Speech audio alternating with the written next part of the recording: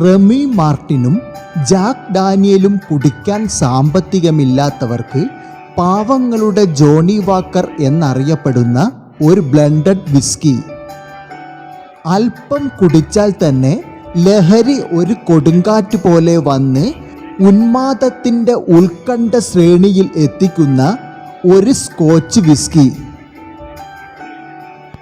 സ്ഥിരം കുടിക്കുന്നവർക്കും വല്ലപ്പോഴും കുടിക്കുന്നവർക്കും വില കുറഞ്ഞതും ക്വാളിറ്റിയിൽ ഒരു കുറവും വരുത്താത്ത, ലോകത്ത് 80 രാജ്യങ്ങളിൽ സുലഭമായി ലഭിക്കുന്ന ഒരു വിസ്കിയായ ഹൈലൻഡ് ക്യൂൺ വിസ്കിയെക്കുറിച്ചാണ് ഇന്ന് നമ്മൾ സംസാരിക്കുന്നത്. സുഹൃത്തുക്കളെ, വീട് സംബന്ധമായ കാര്യങ്ങളും മറ്റ് നാട്ടുകാര്യങ്ങളുമാണ് ഈ ഒരു ചാനലിൽ അപ്ലോഡ് ചെയ്യുന്നത്.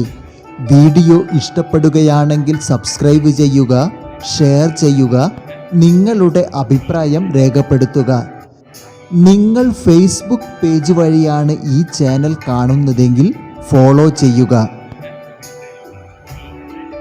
ആദ്യമേ പറയട്ടെ, അമിതമായ മദ്യപാനം ആരോഗ്യത്തിന് ഹാനികരം. മദ്യപിച്ച് വണ്ടി ഓടിക്കാതിരിക്കുക, രാജ്യത്തെ നിയമവ്യവസ്ഥകൾ പാലിക്കുക എന്നിവ ഓർമ്മപ്പെടുത്തിക്കൊണ്ട് നമുക്ക് വീഡിയോയിലേക്ക് കടക്കാം.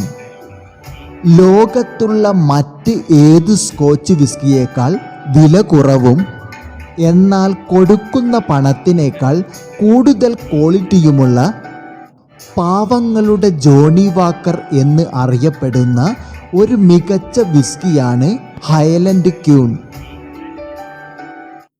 1893 ഫെഡറിക് മെക്ഡൊണാൾഡ് തൻ്റെ പരീക്ഷണ നിരീക്ഷണങ്ങളിലൂടെ സ്കോട്ട്ലൻഡിലെ ഹെഡൻബർഗ് ഐലൻഡിലെ ലിത്ത് തുറമുഖത്തിനടുത്താണ് ഡിസ്റ്റിലറി ആദ്യമായി ആരംഭിക്കുന്നത്.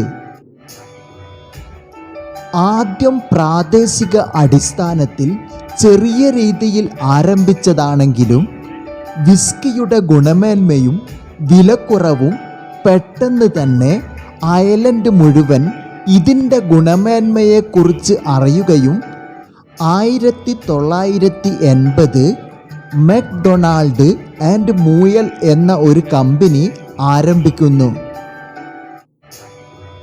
അതിനുശേഷം മറ്റ് മദ്യങ്ങളെക്കാൾ വിലക്കുറവും ക്വാളിറ്റിയും കണ്ടതുകൊണ്ട് തന്നെ പെട്ടെന്ന് തന്നെ കമ്പനി വളരുകയായിരുന്നു. പ്രത്യേകിച്ച് 1960, 70 കാലഘട്ടങ്ങളിൽ. ഈ ഒരു കാലഘട്ടം ബ്ലെൻഡഡ് വിസ്കിയുടെ ജനപ്രീതി വർദ്ധിച്ചു കൊണ്ടിരിക്കുന്ന ഒരു സമയമായിരുന്നു.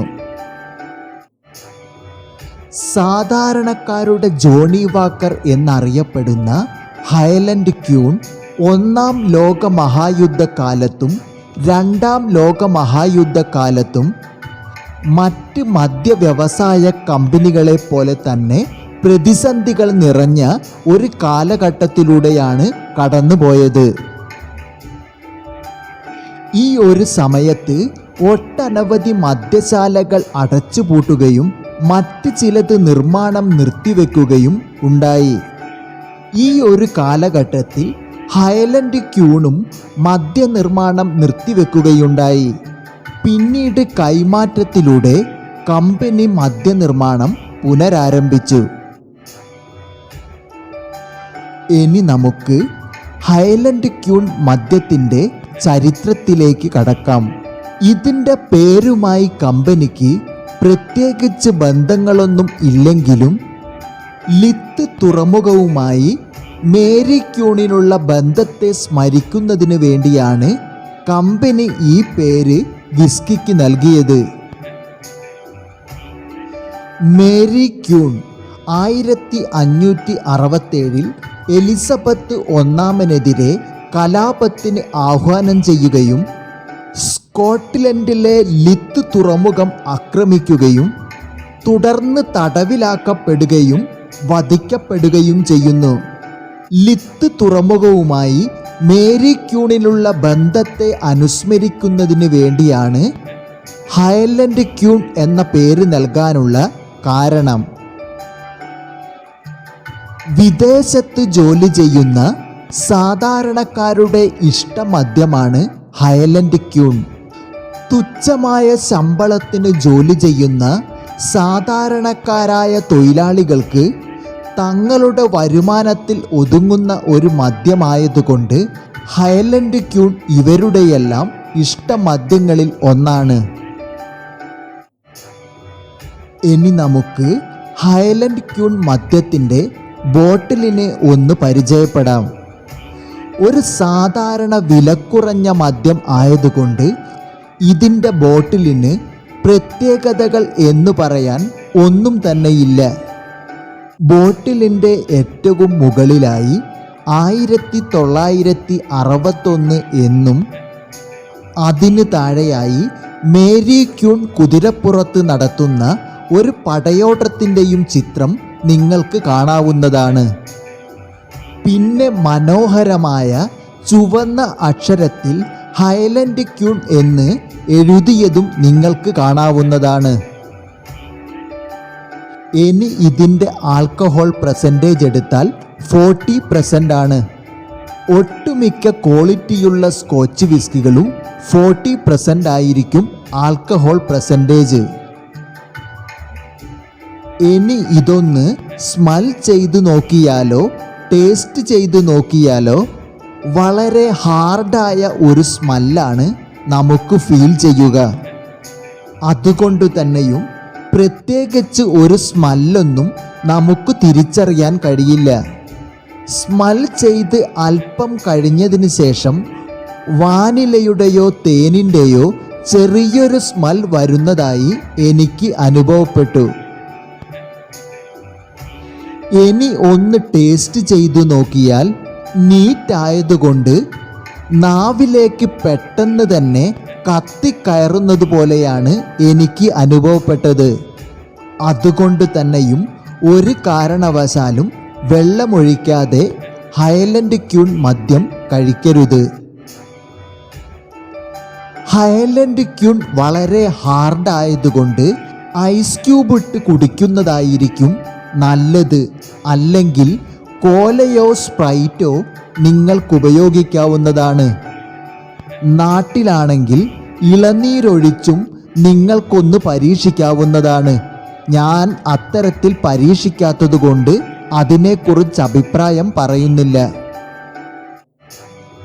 ഇനി ഹാങ് ഓവറിൻ്റെ കാര്യം പറയുകയാണെങ്കിൽ എനിക്ക് ഇത് കുടിച്ചപ്പോൾ ചെറിയ രീതിയിൽ തലവേദനയുണ്ടായി.